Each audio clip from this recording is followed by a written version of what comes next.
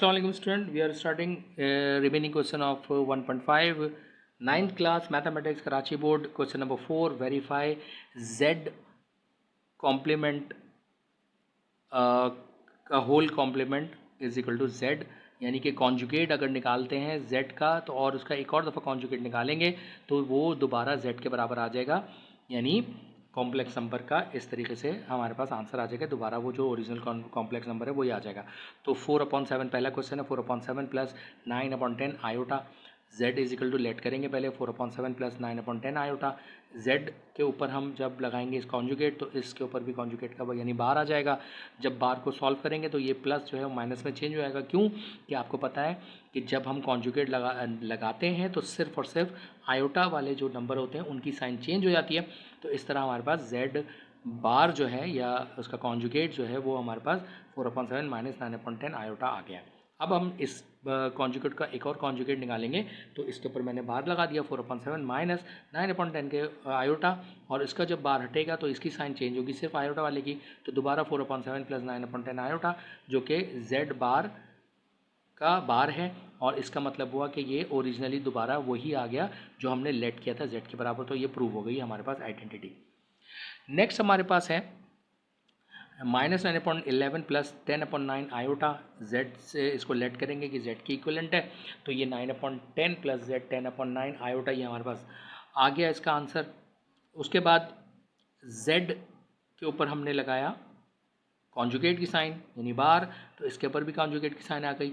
अब जब कॉन्जुगेट हटेगा तो जो आयोटा का नंबर है उसकी सिर्फ ये हमारा इमेजनरी पोर्शन जो है उसकी साइन चेंज हो जाएगी। देन हमने z बार का एक और बार बनाया -9/11 माइनस 10/9 के इसको होल बार, जब बार ख़त्म होगा इसका एक कॉन्जुगेट करेंगे तो ना माइनस जो है प्लस में चेंज हो जाएगा। इस तरह हमारे पास कॉन्जुगेट का कॉन्जुगेट जो अगेन वो z के बराबर आ गया। इस तरह ये प्रॉपर्टी भी हमारी प्रूव हो गई। देन हमारे पास नेक्स्ट जो सवाल है वो है 1/2 माइनस 3 आयोटा, और इसके अंदर हमने लेट किया z is equal to 1/2 minus 3 iota, ये z की इक्वलेंट है। z के ऊपर कॉन्जुगेट का बार आ गया 1/2 और माइनस 3 अपॉन आयोटा 3 आयोटा, और उसके ऊपर हमने कॉन्जुगेट का बार लगाया। जैसे ही इसको हटाएंगे तो ये माइनस जो है प्लस में चेंज हो जाएगा। अगेन जो आयोटा की नंबर है उसकी साइन चेंज हो जाएगी। फिर उसके बाद हमने एक और दफ़ा कॉन्जुगेट का कॉन्जुगेट लिया, बार लगाया 1/2 प्लस 3 आयोटा, इसको जब बार हटेगा तो माइनस में चेंज हो जाएगा। तो z बार का बार यानी कॉन्जुगेट का कॉन्जुगेट 1/2 माइनस 3 आयोटा ये प्रूव हो गया। देन हमारे पास क्वेश्चन नंबर 4 है, और इसमें 2 + 3 आयोटा है। लेट किया z के बराबर है 2 + 3 आयोटा, इसका हमने कॉन्जुगेट लगाया तो कॉन्जुगेट की बार का साइन लगा दिया। जब बार हटेगा तो 2 - 3 आयोटा आ जाएगा आंसर।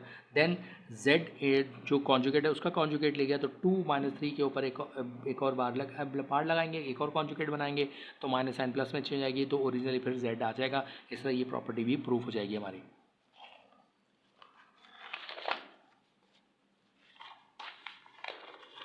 देन हमारे पास नेक्स्ट क्वेश्चन है, और इसमें भी हमें प्रूफ करना है कि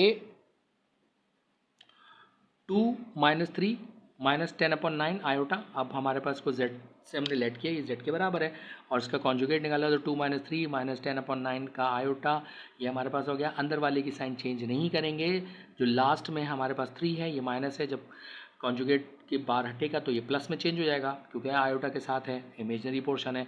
इसका फिर एक और कॉन्जुगेट निकालेंगे, एक और बार आ जाएगा -2 + 3 माइनस 10/9 आयोटा, तो ये प्लस माइनस में चेंज हो जाएगा, और -2 - 3 -2 - 3 माइनस 10/9 आयोटा। इस तरीके से हमारे पास ये प्लस जो है माइनस में चेंज हो गया, और ये प्रूफ हो गया हमारे पास। देन हम चलेंगे नेक्स्ट पे, ये 6 है 4x + 3 आयोटा y, और z is equal to 4x + 3 iota y। ये हमने z के इक्वलेंट लिया, इसको लेट किया, सपोज किया। फिर इसके बाद हमने इसका कॉन्जुगेट निकाला तो 4x + 3 आयोटा y, तो इसकी साइन चेंज हो जाएगी, ये माइनस में चेंज हो जाएगा। अगेन एक दफ़ा इसका एक और दफ़ा कॉन्जुगेट निकालेंगे तो ये माइनस प्लस में चेंज हो जाएगा, और अगेन ये z के इक्वलेंट आ जाएगा। इस तरह ये भी प्रूव हो गया हमारा। देन हमारे पास क्वेश्चन नंबर 5 है, और क्वेश्चन नंबर 5 में हमने करना ये है कि इसमें हमने प्रूव करना है कि x और y, x + y iota is equal to -5 + 5 iota, इसकी वैल्यू निकालना है एक्स और वाई की। तो एक्स यहाँ पे देखिए कि जो रियल पार्ट है वो रियल पार्ट के बराबर होगा, इमेजनरी के इक्वलेंट होगा, तो जेड रियल पार्ट है वो -5 के इक्वलेंट है। इसी तरह वाई आयोटा 5 आयोटा के बराबर, आयोटा कैंसिल हो गया तो वाई इक्वल टू 5। तो हमारे पास सोल्यूशन सेट आया एक्स वाई -5 और 5। देन हमारे पास next X square plus iota Y square is equal to 16/9 plus 9/25 iota. फिर वही अगेन जो हमारे पास रियल पोर्शन है वो रियल पोर्शन के बराबर होगा और आयोटा यानी इमेजनरी पार्ट के बराबर हो जाएगा। तो यहाँ पर हमारे पास एक्स स्क्वायर 16/9 के बराबर है, हमें एक्स स्क्वायर की वैल्यू नहीं चाहिए, हमें एक्स की वैल्यू चाहिए। तो दोनों जगह हम रूट लगाएंगे, तो एक्स स्क्वायर जो है वो रूट से ख़त्म हो जाएगा, तो यहाँ बचेगा एक्स। 16 और 9 दोनों रूट से बाहर आएंगे, 4/3 बन जाएंगे। इसी तरह यहाँ पर आयोटा ख़त्म हो गया, वाई स्क्वायर 9/25 के बराबर था, दोनों जगह रूट लिया तो y इज इक्वल टू 3/9। इस तरह सोल्यूशन सेट हमारा 4/3 और 3/5 के बराबर आ गया। नेक्स्ट हमारे पास जो है क्वेश्चन, और वो है y square plus 3 plus x/3 iota 121 - 9/5 iota के इक्वलेंट है। यहाँ पर हम दोनों जगह पे रूट लेंगे, यानी वाई स्क्वायर 121 के बराबर, x/3 आयोटा -9/5 आयोटा के बराबर। यहाँ से हमें वाई स्क्वायर की वैल्यू नहीं चाहिए, रूट से बाहर आके वाई स्क्वायर वाई बन जाएगा और 121 11 बन जाएगा। इस तरीके से हमारे पास Y is equal to 11 answer आ जाएगा। x/3 आयोटा ये जब इक्वलेंट हो गया वाई -9/5 आयोटा के, तो आयोटा ख़त्म हो गया, x/3 इज इक्वल टू -9/5। तो ये अब हमें x की वैल्यू चाहिए, तो ये जो 3 है यहाँ पर डिवाइड हो जाए इक्वेशन के इस तरफ, उधर जाके ये मल्टीप्लाई हो जाएगा, -9/5 मल्टीप्लाई बाई 3, तो 9 3 27 -27/5। तो एक्स वाई की वैल्यू आ गई -27/5, 11। ये वाई की वैल्यू आ गई, ये एक्स की वैल्यू आ गई। देन हमारे पास अगला क्वेश्चन है नंबर 4, और इसमें हमारे पास है √5/3 x - 3/√2 y iota is equal to x √3/√2 plus 2 आयोटा/9। बिल्कुल इसी तरह रियल पोर्शन के बराबर और इमेजनरी के बराबर, तो √5/3 x इज इक्वल टू 6 √3/√2। ये वाला पोर्शन इसके बराबर और ये वाला पोर्शन इसके बराबर आ गया। हमें x की वैल्यू चाहिए, तो यहाँ से हम जब इसको शिफ्ट करेंगे तो ये दोनों नंबर √5/√3 ये इधर जाके रेसिप्रोकल बनेंगे, यानी जो डिनोमिनेटर है वो न्यूमरेटर बन जाएगा और न्यूमरेटर डिनोमिनेटर आ जाएगा। तो 6 √3/√2 और मल्टीप्लाई हो जाएगा 3/√5। तो ये जो दोनों नंबर हैं 6 3 18 ये मल्टीप्लाई हो गया, √3 आंसर आया इसका, √3 आया। और ये दोनों क्योंकि रूट के अंदर है 5 2 10 हो जाएंगे नेक्स्ट में, तो x इज इक्वल टू 18 √3/10। एक हमारे पास x की वैल्यू निकल गई।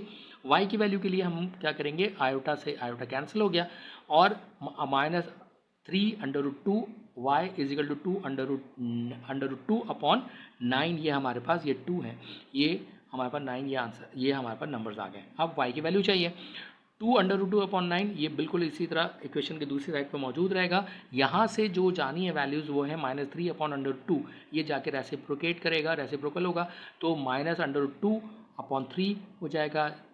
ऊपर वाले नंबर आपस में मल्टीप्लाई होंगे, तो रूट के अंदर ही दोनों नंबर हैं, ये दोनों मल्टीप्लाई होंगे, 2 × 2 और बाहर -2 है, ये माइनस इधर जाके 2 से मल्टीप्लाई हुआ तो -2/√2 × 2 आ गया। तो और नीचे है 3 9 27। इस तरह जब ये √2 मल्टीप्लाई 2 ये दोनों रूट के अंदर है, तो ये इस एक रूट से जब बाहर आ जाएंगे तो इसका आंसर जब रूट ख़त्म करेंगे तो 2 आ जाएगा। तो -2 × 2 और 27, तो 2 2 4 -4/27। तो हमारे पास x और y का सोल्यूशन सेट बना है x, y 18 √3/10, -4/27। ये हमारे पास क्वेश्चन नंबर 5 के पूरे सवालात सॉल्व हो गए। इस तरह हमारे पास 1.5 पूरी कंप्लीट हो गई और मिलते हैं इंशाल्लाह ताला अगली एक्सरसाइज में। और आप लोगों से भी वही गुजारिश है कि अगर आप इस वीडियो को आगे दूसरे स्टूडेंट्स तक शेयर करेंगे तो उनका भी भला हो जाएगा, उनकी इस साल की तैयारी बहुत अच्छे से हो जाएगी मैथ की। और stay tune for the next video, और नेक्स्ट एक्सरसाइज के लिए इसको शेयर कीजिए, बेल आइकन प्रेस कीजिए और अपने दोस्तों की मदद कीजिए। और अगर आपने कोई क्वेश्चन हमसे पहले सॉल्व करवाना है तो उसका कमेंट्स में बताइए, हम इंशाल्लाह ताला उसका सलूशन आपको प्रोवाइड कर देंगे। Thank you very much. अल्लाह हाफ़िज़।